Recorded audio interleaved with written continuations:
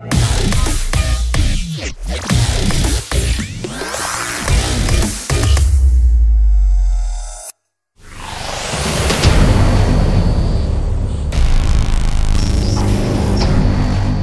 everyone, and welcome back. This video is brought to you by the Undoomed clothing company. Do check out the link because this week we have yet again a new t-shirt design in the store. So if you're looking for a Christmas gift or just a way to support the channel, I do appreciate you checking it out. Now, let's get down to business. Today we're going up against a regressive, self-hating feminist leftist. And when I say leftist, I don't mean like a Democrat. I mean the self-loathing kind. You know what I'm talking about, right?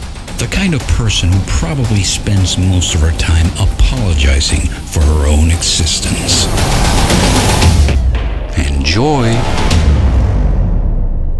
This is a YouTube series where, through an open letter to you, I, Melissa A. Fabello, discuss social justice topics for other white feminists. Only white feminists, though? What are you, like a white supremacist feminist? I thought you guys were all about being inclusive. If you don't understand these ideas, you belong with me. 'Cause you don't understand them either. Is that it?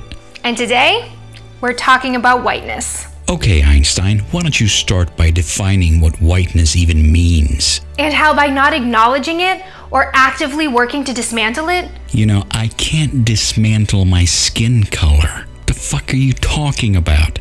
we contribute to the oppression of people of color. For fuck's sake, are you at some point going to define this fucking whiteness, or are you just saying that I'm oppressing people by having white skin? Please say you're not that stupid. Now, hold up. Oppression? That sounds kind of serious. Are there any grown-ups around that we could talk to? Yeah, it's serious if it's real. Isn't oppression like governmental? Pretty much, yeah. Doesn't it involve explicit hatred toward and violence against groups? It could be motivated by hatred, but I think it's more common that it's motivated by greed. Oppression is the socially supported mistreatment and exploitation of a group. Oh, here we go. If you're gonna splash some quote up there and pretend like it's a dictionary definition, then why wouldn't you just use the dictionary definition in the first place? Obviously, the answer is because it doesn't support your narrative. In fact, there is nothing in there about it being socially acceptable. You think people in a dictatorship socially accept being oppressed? No. Which means that, yeah, it's absolutely institutionalized and systemic. Hey, moron! Fucking moron! What? You can't just say that and expect it to become true just because you said it. You have proven absolutely nothing. The system revolves around proof, as it should. Opinions don't matter. Everybody has opinions. Don't tell me what you think. Don't tell me what you believe. Tell me what you can prove.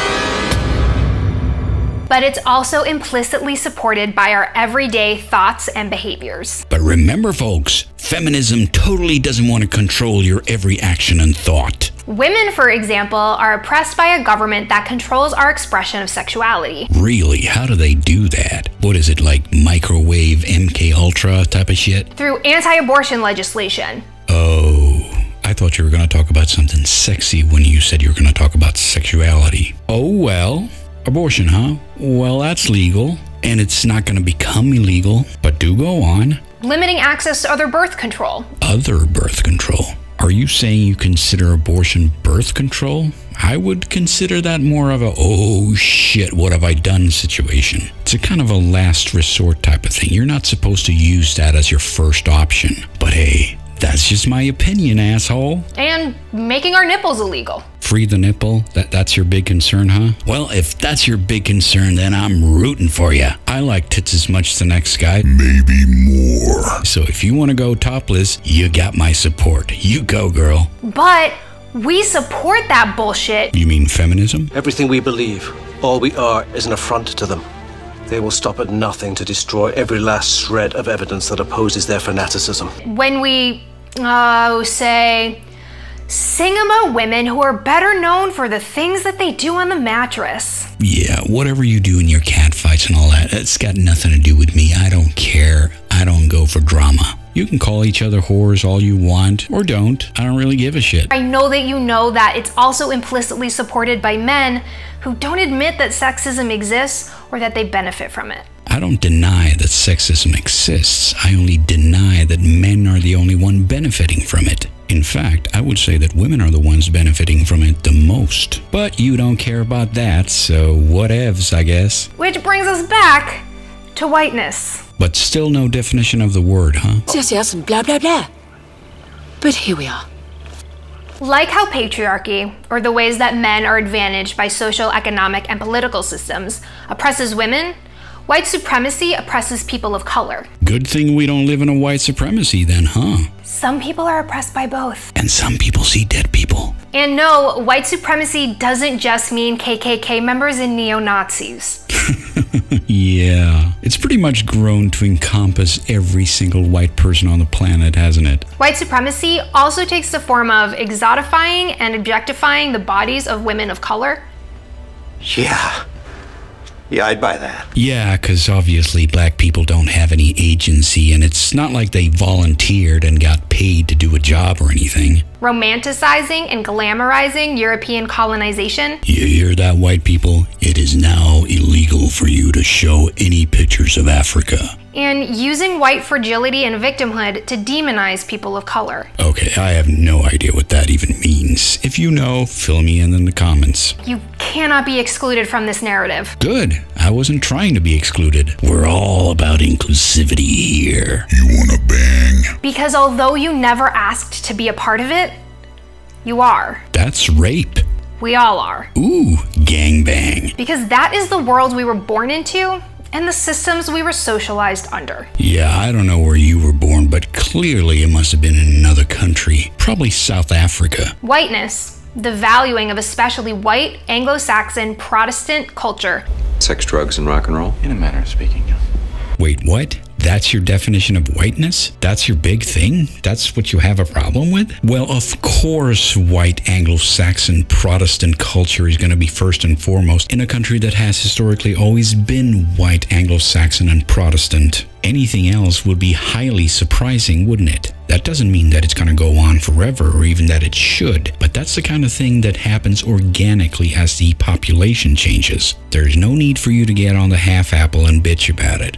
To the point of its widespread normalization, is socially constructed. Yes, society is socially constructed. Language is socially constructed. Politics is socially constructed. It doesn't mean anything to say that. You think you're saying something smart, but what you're saying signifies nothing.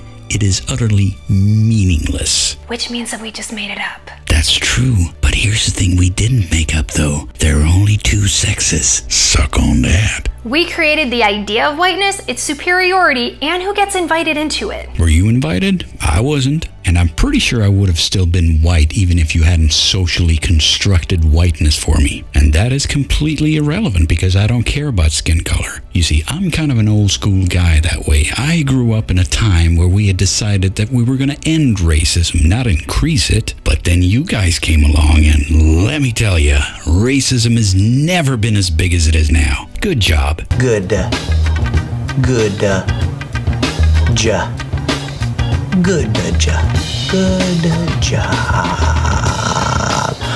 Good job. Whiteness is present in our romanticization of Americana. Imagine my shock. It's present in our cultural obsession with country music. Okay, I don't know where the fuck you live, but all I've got to say about that is...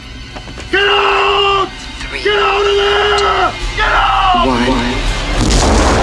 It's present in our social understanding of wealth and the American dream. Money doesn't care about your skin color either, you know, just FYI. It's all around us. Surrounds us and penetrates us. It binds the galaxy together. Embedded in the fabric of our society.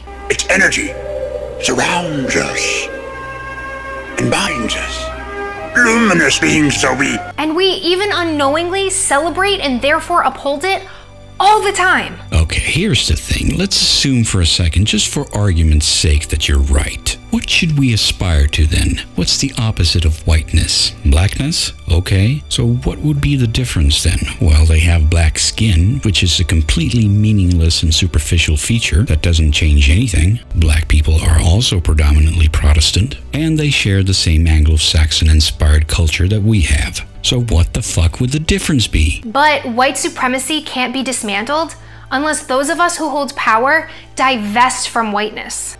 I'll get right on that.